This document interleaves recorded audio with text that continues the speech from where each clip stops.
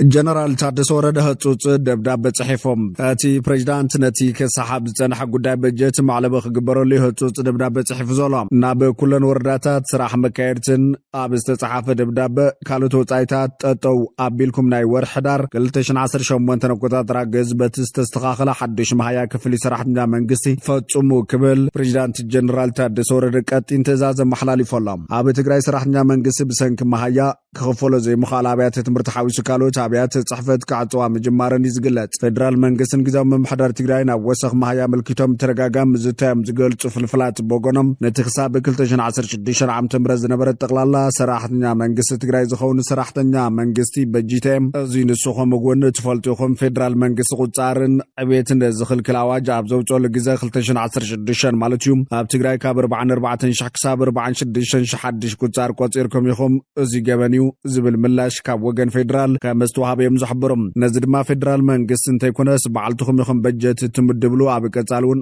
ዝቁጥሪ ተቐባልነት የብሉን ክብል ግዜያዊ ምምሕዳር ነዚ መፍትሕ ከቐምጠሉ ፌደራል መንግስቲ ምላሽ ከም ዝሃበ ይዝግለጽ ብሰንክቶም ሓድሽ ቁጻር ድማ 137,000 ነባር ሰራሕተኛ መንግስቲ ትግራይ በብርካ ሃገርስ ገብረ ወሰኽ ማህያ ዛጊድ ክፍቀደሉ ይካለን ነዚ ቀንዲ ተሓተት ድማ ኮሚሽን ሲቪል ሰርቪስ ማለቱን ቢሮ ሲቪል ሰርቪስ ትግራይን ሓደ ሓለፍቲ ኣብያተ ዕዮን ክብልዮም ገለው ሃብትሪቶ ዝኸሱ ነይሮም ነዚ ጉዳይ ድማ ጀነራል ታደሰ ወረደ ማዕለብ ዝገበረሉ ይመስል ኩለን ወረዳታትን ስራሕ መካየርትን በተሐድሽ ተስተኻኸለ ማህያ ክፍሊት ሰራሕተኛ መንግስቲ ክፍጽማ ቀጢን ትእዛዝ መሐላሊፈሎም እዚ ከም ዘሎ ኮይኑ ብሔራዊ ቦርድ ምርጫ ኢትዮጵያ ንዲሞክራሲያዊ ስምረት ትግራይ ሕጋዊ ፓርትነት መረጋገጽ ወረቐት ሂቦም ብሔራዊ ቦርድ ምርጫ ኢትዮጵያ ንዲሞክራሲያዊ ስምረት ትግራይ ሕጋዊ ክልላዊ ፓርቲ ብምዃን መረጋገጽ ወረቐት ምስክር ሂቦሎም ብሔራዊ ቦርድ ምርጫ ኢትዮጵያ በአዋጅ በመሰረት ዝተዋሃበ ስልጣን ንዲሞክራሲያዊ ስምረት ትግራይ ስምረት ሕጋዊ ክልላዊ ፓርቲ ብምዃን መረጋገጽ ወረቐት ምስክርነት 29 ሕዳር 2018 ዓመተ ምህረት ከም ዝሃቦ ፍሊጦሎም ኣብ ቀረባ መስራት ጉባኤ ዘካየደት ፓርቲ ናይ ጌታቸው ረዳ ፕሬዝዳንት ትውድብ ነጋሰፋ ቀዳማይ ምክትል ፕሬዝዳንት ሃፍቱ ኪሮስ ምክትል ፕሬዝዳንትን ከሞን ሰብለክ ሓሳይ ሓላፊት ቤት ጽሕፈት ፓርቲ ገይሩ ምምራጹ ዝዝከርም ቦርድ ምርጫ ኢትዮጵያ ምስ ሕወሓት ዝገበሮ ዝኾነ ይኹን ዝርርብ ከም ዘለፍሊጡም ሸውዓይ ሃገራዊ ምርጫ ዝካየደሉ ናይ ግዜ ሰሌዳ ዓላው ኮይነሎም ድምፂ ዝወሃበሉ መዓልቲ 24 ጉንበት 2018 ዓመተ ምህረት ኮይኑ ብሔራዊ ቦርድ ምርጫ ኢትዮጵያ ሸውዓይ ሃገራዊ ምርጫ ዝካየደሉ ናይ ግዜ ሰሌዳ ዓላው ገይሮሎም ኣካቢት ብሔራዊ ቦርድ ምርጫ ኢትዮጵያ ሜላትወርቅ ሃይሉ ንመራኸብቲ ሓፋሽ ኣብ ዝሃበቶ ጋዜጣዊ መግለጺ ከም ዝገለጸቶም እቲ ቦርድ ኣብ 2018 ዓመተ ምህረት ንዘካይዶ መበል ሸውዓይ ሓፈሻዊ ምርጫ ዝተፈላለዩ ንጥፈታት ቅድመ መረጻ ናወገነ ይርከብ ሕጽያት ብዲጂታል ዝፍጸም ምዃን ሓቢራላ መዝገባ ምርጫ ብዲጂታልን ወረቐትን ከም ዝካየድ ገሊጻ ኣወሃባ ድምፂ መረጻ ከምቲ ናይ ቅድመ ሕዚ ዝፍጸም ምዃን እውን ሓቢራ ኣብ ዙርያ መረጻ 143 ትካላት ሲቪል ማሕበረሰብ ንመረጽቲ ትምህርቲ ከም ዝህቡ ብምግላጽ ዛጊድ 45 ተዓዘብቲ መረጻ ምምዝጋቦም ተዛሪባላ መረጻ ንምግባር ሰላም ወሳኒ ዝበለት ተኣካቢት መረጻ ንምግባር ዘኽል ኩነታት ምህላው ኩሉ መዳርግቲ ኣካል ኣብ ዘለዎ ዝምራሕ ክኸውን ኢላ መርሃ ግብርታት መረጻ ብዝምልከት ኣብ ዝሃበቶ መብርሂ ሸውዓይ ሃገራዊ ምርጫ ድምፂ ዝወሃበሉ መዓልቲ 24 ጉንበት 2018 ዓመተ ምህረት ክካየድ ውጽኢት መረጻ ኣብ ጣብያ ምርጫ ዓላዊ ምግባር 24 ክሳብ 25 ጉንበት ክካየድ እዩ ቅሬታ መቕረቢ ግዜ ካብ 24 ጉንበት ክሳብ 2 ሰነ ምዃኑ ተዛሪባላ ግዜያዊ ውጽኢት ብብርኪ ናይ መረጻ ክልል ዓላዊ ምግባር ካብ 25 ክሳብ 29 ጉንበት ክካየድ ውጽኢት መረጻ ካብ ናይ መረጻ ክልል ናብ ቦርድ ምርካብ ካብ 26 ጉንበት ክሳብ 1 ሰነ ክካየድ ውጽኢት መረጻ ምርግጋጽ ቦርድ ካብ 27 ጉንበት ክሳብ 2 ሰነ 2018 ዓመተ ምህረት ክካየድ ዓላው ናይ መረጻ ውጽኢት መግለጺ ብቦርድ 4 ሰነ 2018 ዓመተ ምህረት ዓላዊ ክኸውን ብዛዕባ ምስ ሕወሓት ዝተገበረ ዝርርብ ዝምልከት ሕቶ ዝቀረበላ ኣካቢት ቦርድ ምርጫ ኢትዮጵያ ወይዘሮ ሜላትወርቅ ሕወሓት ሕጋዊ ሰሙንደቱ ከም ዝተሰረዘ ብምግላጽ ምስ ሕወሓት ክሳዕ ሕዚ ኣብ ጉዳይ ምርጫ ዝተገበረ ዝርርብ ከም ዘየለ ፍሊጣ ኣብ ላዕላ ዓቀብቲ ሕጊ ትግራይ ናይ መጮይትን መፍራሕን ተግባር ይፍጸም ከም ዘሎ ተገሊጹም ማሕበር ዓቀብቲ ሕጊ ትግራይ ኣብ ዘውጽኦ መግለጺ ካብ ግዜ ናብ ግዜ ሓደጋ እናኣተወ ዝኸይድ ዘሎ ድሕንነት ሰሙያ ትካላት ፍትሒ ኣዝዩ ዘሻቕል እዩ ብፍላይ ዓቀብቲ ሕጊ ዝተፈላለዩ ጽዕንቶታት እናበጽሕዎ ሙያዊ ስራሕቶም ብነጻነት ብምስራሕ ህዝቦም ከየገልግሉ ይግበረሉ ዝበለ ኮይኖም ኣብ ቀዳሚ ሰናብቲ ኣብ ወረዳ ጨርጨር ካብ ገዙ ብዘሕጋዊ መስርሕ ብሰራዊት ተወሲዱ ኣብ ቤት ማእሰርቲ ዝተኣሰረ ዓቃቢ ሕጊ ከም ዘሎ ሓበሬታ በጽሕና ኣሎ እዚ ሲቪል በዓል በዓል ሞያ ዓቃበ ሕጊ ዓሪፍሉ ካብ ዝነበረ ገዙ ብዘይ ፍቃድ ቤት ፍርዲ ሲቪል ሰራሕተኛታት ከኣስሩ ብዘይ ተፈቀደሎም ኣባላት ሰራዊት ግለሰባት ክእሰሩን ኣብ ዘይተፈቀደ ቦታ ክእሰሩ ምግባሩ ሓደ መርኣይ ዘሕጋዊ ተግባራት ብምባል ኮኒንዎም ኣብያተ ትምህርቲ ዜጋታት ዝመሃሩለን እምበር ንህዝቢ ዘገልግሉ ሰብ ሞያ ዝእሰሩለን ስለዘይኮና ኣብ ልዕሊ ዓቃበ ሕጊ ወረዳ ጨርጨር ዝበፅሐ ዘይሕጋዊ ተግባር ኣብ ኩሉ ዓቃበ ሕጊ ትግራይ ከም ዝተፈጸመ ከም ዝቁፀር እናሓበርና ብጥብቂ ንኹኑ ንድሕሪ ምባል እዚ ሕጋዊ ተግባር ኣብ ግለሰብ ዝበፅሐ ጥራይ ዘይኮነስ ብሞይኡ ኣብ ዘገልግል ክፋል ሕብረተሰብ ግልጋሎት ፍትሒ ናይ ምርካብ መሰል ዝነፅግ ብምዃኑ ጥራይ ዘይኮነስ ሰብ ሞያ ኣካላት ፍትሒ ከይተሸቕረሩ ሞያዊ ስራሕቶም ከይሰርሑ ዝገብር ስርዓት ተሓዛ ሰብኣዊ መሰል ደቂ ሰብ ዝጠሓሰ ሕገ መንግስታዊ ተግባር ስለዝኾነ ኩሉ ኣካል ሕብረተሰብ ክኾንኖ ይግባእ ብፍላይ ድማ ንመላእ ኣባላት ሰራዊት ትግራይ ነዚ ሕጋዊ ተግባር ዝፈጸሙ ውሕዳት ኣካላት ንዓኹም ዘይውክሉ እዮም ኢልና ስለናኣምን ካብ ተግባር ክቁጠቡ ክትገብሩ ንፅዋዕ ክብል ተላብየላ ቢሮ ፍትሒ ኩሎም ኣካላት ፍትሕን ካልኦት ዝምልከቶም ኣካላት ምምሕዳር ትግራይን ብዘይሕጋዊ ኣገባብ ተኣሲሩ ዘሎ ዓቃቢ ሕጊ ወረዳ ጨርጨር ብህፁፅ ክልቃቕ ጉዳይ ተጻሪ ብዘይ ኣግባብ ዝኣሰሩ ኣካላት ናብ ሕጊ ክቐርቡ ክትሰርሖን በብግዜኡ ኣብ ልዕሊ ዓቀብቲ ሕጊ ዝበፅሕ ዘሎ ናይ ድሕንነት ፀገም ዘለቐይታዊ ፍታሕ ክረክብ ክትገብሩን እናተሓሳሰበም ነዚ ሕጋዊ ተግባር ብዕሊክ ከተውግዙ ማሕበር ዓቀብቲ ሕጊ ትግራይ ፃውዒት የቕርብ ክብል እቲ ማሕበር ኣፍሊጦላ እዚ ከም ዘሎ ኮይኑ ልዕሊ 430 ሚልዮን ብር ዝግመት ኮንትሮባንድ ኣቑሑት ተታሒዞም ብተወሳኺ በተግባር ዝተጠርጠሩ 11 ሰባትን 14 መኻይንን ኣብ ቁፅጥር ውዒሎም ኣሎም ኮሚሽን ጉምሩክ ካብ 19 ሕዳር ክሳብ 25 ሕዳር 2018 ዓ.ም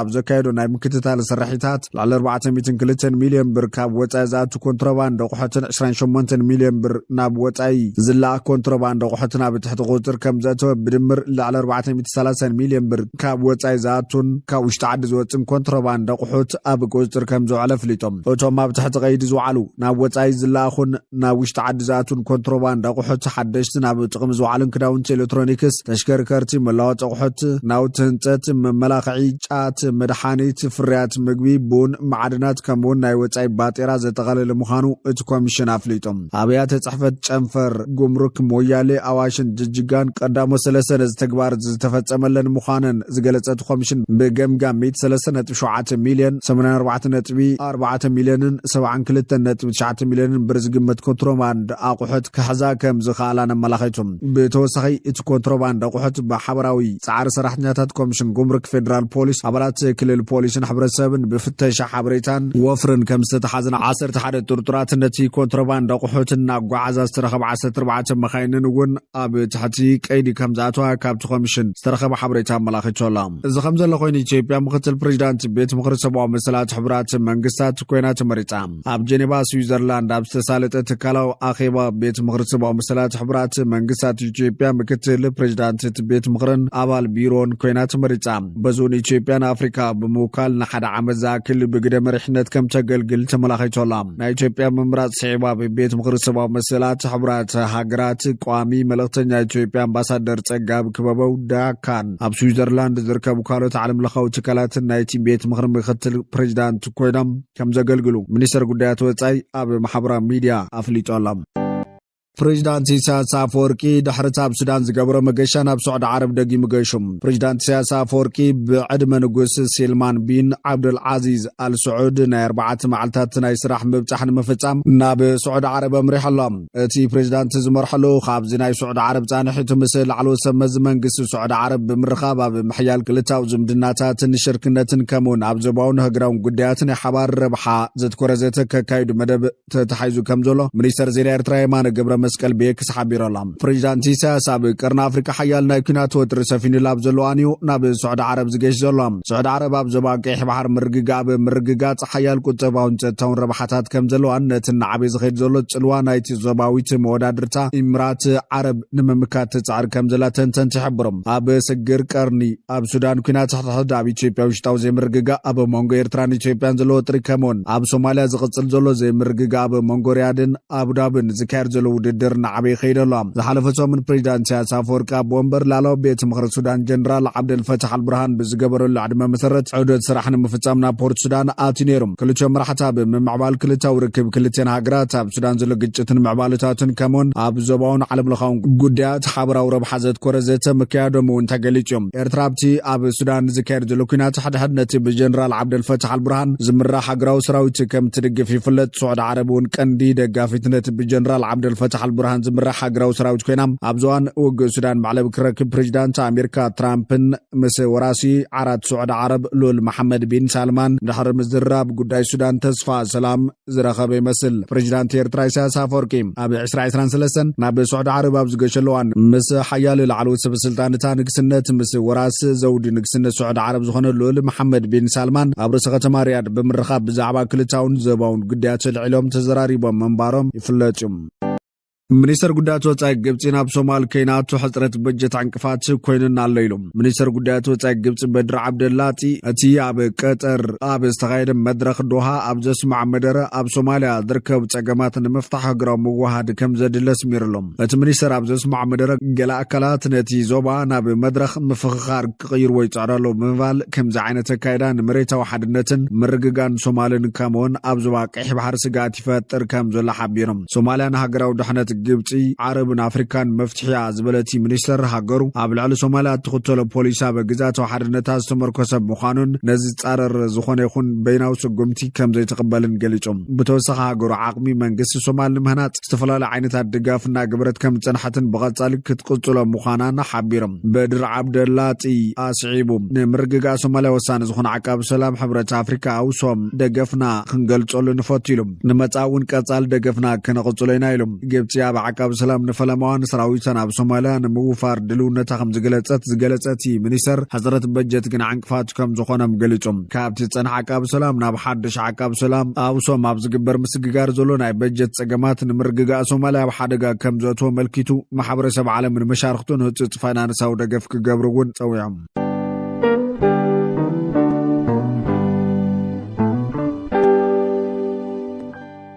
بخالي حبريسا بالعلى بريزيدانت ستفتن علوا فشول كبل ات بريزيدانت بعلى فليتهم بسنبت فتن علوا استقبر البريزيدانت بينن باتريس تالون ات خونتات حزم ملبو ملاب تحت قوتر كم زل يقاليتهم نسو عبتي بغتاو فنو تلفزيون زيغاتا تهاجرو زحلفو ملغتي نتوم نهاجر امونات كوينة متنحو سراوتنان مراحة النظر ايوه وفينت كمس جنيفاتيلهم منقصة تهاجر قوجلو تهدرات بهاجراو تلفزيون قريبهم سلطان كم زو حدقو دحر مواجم دحر ساعتات يونتي نعبي كم زفشل قليتهم بسنبتها بساعتها دحر غطرية ابتاز عبيت كتما منبر منقسن بين زخونة كوتنو عبيت نتاقوتات تسمعو ازوتيت متكعات اير كم زخونة قمت نيرم كلمة فنجاراتات مرداتا مكتال براتات كم زمل كتو سلسة نفرتي كاب قربت هاجر نيجيريا ناب كل اير بينن اتينين وهابغا البريزيدانت نيجيريا دحيرو نفرتو قنتهم علوا منقس فوتو رسابات كاب هاجراو تلفزيون داقماي نستطر نفلو تهدرو معسكر نمسقواقو نمحقازن كل اير بينن نمحقازن كم زاتوا رقاقيتهم قدم كبل اب معرب افريكا تخطات العلواتات منقس بمكيادو تصتات زوبان اب زخفه كونتات كي خيد كسقا صنحم مغزات فرنساي زنبرت بينن حنت خابتن زياده رغوات ديمقراسيويان هاغرات افريكا تبايلا توسد بريزيدانتالون جنابل على بوليستاتو عفان زبلو كستات يقربوا ليام